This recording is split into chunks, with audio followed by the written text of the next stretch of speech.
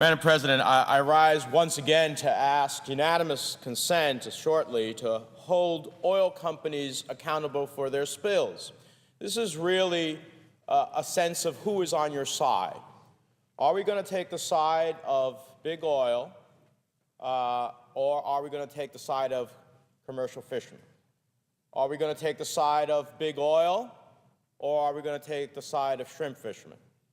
Are we going to take the side of big oil, or take the side of preserving the estuaries that are so critical and yet that we see increasingly devastated with both wildlife and the consequences to those ecosystems that may very well affect a generation? Are we going to take a side with big oil, or are we going to stand up for the tourism industry that's affected? Are we going to stand up with big oil, or are we going to stand with the boater who ultimately sees his boat languishing in the waters because he can't go out because there is no one to take out on a commercial venture? Are we going to stand up for the communities and the coast along the Gulf Shore, or are we going to stand up with big oil? That's what this effort is all about. It's about setting responsibility where responsibility should lie. Now, I applaud that the President got BP to sign up to $20 billion over the next 4 years or so.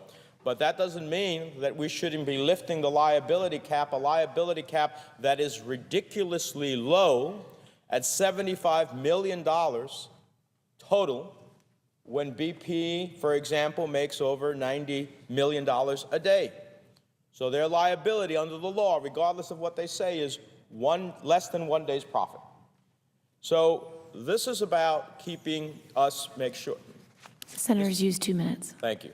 This is about making sure that at the end of the day, we stand up to big oil. Now, I know that there are those who suggest, my colleague has suggested from Louisiana, that he has a better way. The problem is his better way is constitutionally infirmed.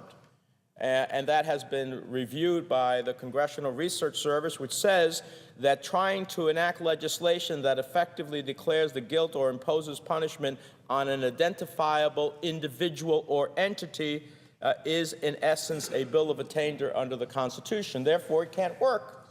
So you can, I've heard him say, well, I don't want to come here and make a speech, I want to solve something. Well, that's exactly the problem. That doesn't solve anything because it is constitutionally infirm, therefore it would not apply, therefore we would not have a success.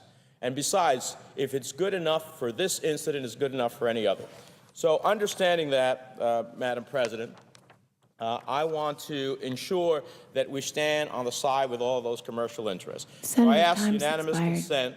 I'll take the final 30 seconds. I ask unanimous consent that the Environment and Public Works Committee be discharged of S-3472, the Big Bailout Prevention Unlimited Liability Act of 2010, that the Senate proceed to its consideration, that the bill be read 3 times, passed, and the motion to reconsider be laid upon the table without further intervening action or debate.